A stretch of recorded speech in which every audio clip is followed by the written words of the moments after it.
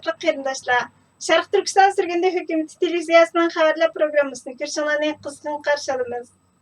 Tunda tafsiliy mazmunlarni diqqatingizga sunamiz. Diplomat gazetining 13 apreldagi xabariga qaraganda, Xitoyning Talibanni quchoqlashi Amerikaning Taliban strategiyasini murakkablashtirib o'tgan. Taliban Afg'onistonda hokimiyatni qo'lga olgandan keyin Taliban bayonotchisi Zabihulloh Mujahid 2021 yil sentabrda Xitoyning o'zining intayin muhim do'sti ekanligi va Taliban uchun Xitoyning fursat ekanligini aytgan. Xitoy oldingi oyda Talibanning yuqori darajalik amaldorlarini kutib olgan. Tashqi ishlar ministrlari yig'inidan bir hafta burun Xitoy tashqi ishlar ministri Wang Yi Afg'onistonning tashqi ishlar ministri Amir Khan Muttaqi bilan Kabulda ko'rishib, Xitoyning bir yo'l bir balvoq qurilishi va Afg'onistonning qanchalik ishlarini taraqqiy qildirish to'g'risida suhbatlashgan. Taliban hokimiyatga chiqqandan keyin Wang Yi Afg'onistonni ziyorat qilgan eng yuqori darajalik amaldor ekan.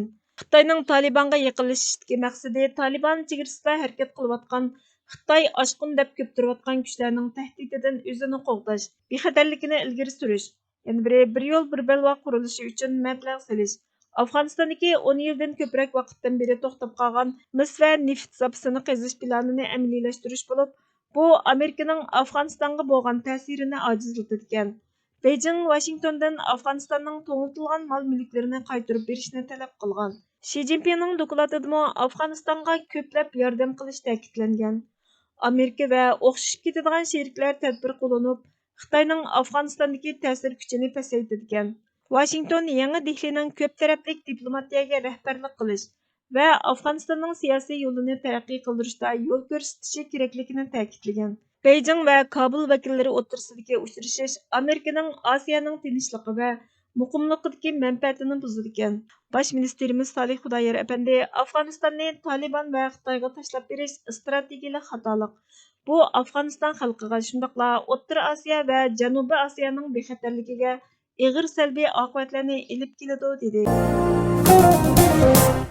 Finch Crunch torining 13 aprel kunidagi Xitoyning sobiq mahbusi Xitoyning jazo lagerlarini tasvirladi degan temada e'lon qilingan xabarda Amerika parlament a'zolarining lobbichilik qilishi natijasida ayoli va bolasi bilan Amerikaga yetib kelgan Ovalbek Turdoxonning 2018 yili Xitoyning jazo lageriga qamalish jarayonidagi sarguzashtlari, ya'ni qora xalta kiydirilib uydan elib chiqib ketilgandan keyin Xitoyning bir tilxatga o'qimayla imzo qo'yishga majburlanganligi, mahkama qarorining uning uchun omad ekanligi, u yerda haqsiz ugunib, haqsiz turmushni o'tkazdiganligini aytganligi, Ovalbek o'tkazmagan jinoyatni uningga ortib, garchi u xristian bo'lsa-mu, islom radikallarini qamab tarbiyalash elib berayotganligini aytish orqali dunyoni aldab tarbiyalash markazi deb ism qo'yib olgan jazo lageriga qamaganligi, lagerdan qo'yib etilib uyga nazarband qilingandimu soqchilarning parishon qilganligi.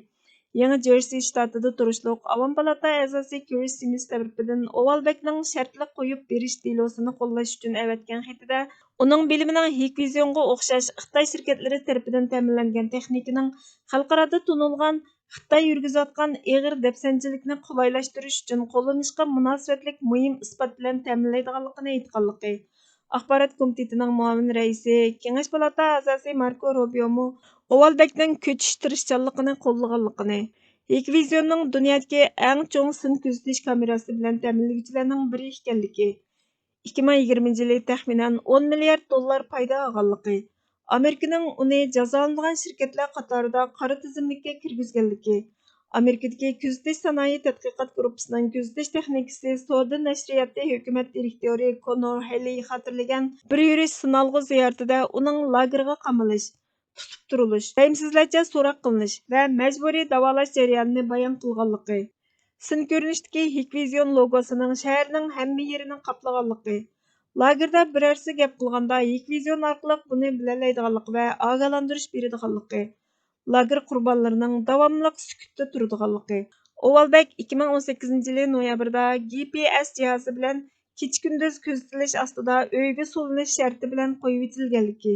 Garchi uydan sirtqa chiqishga, yashagan kichik noyini aylanishga ruxsat qilingan bo'lsa-mu, ko'chalardagi Hikvizion yuz tunish uskunasi bilan hamma yerda kuzatilganligi. Tech Crunchning ziyoratini qabul qilganda o'zi tutib turilayotgan lagerning sun'iy hamroh tasviriga mos keladigan xaritasini sizib ko'rsatganligi.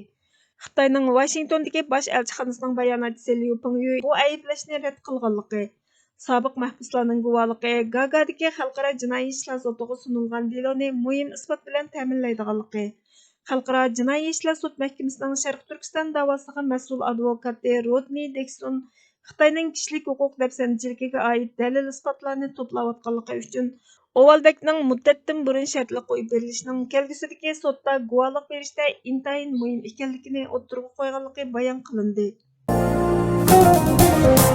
Son daqiqa, ya'ni oxirgi minut to'rining 12 fevraldagi xabarida Amerika Washingtonda turishliq Sharq Turkiston surgunda hukumatining bosh ministri Salih Xudoyor Ramzan oyida Sharq Turkistonlik musulmonlarning beshiga kelgan kishilik huquq dafsanchiligini anglatdi.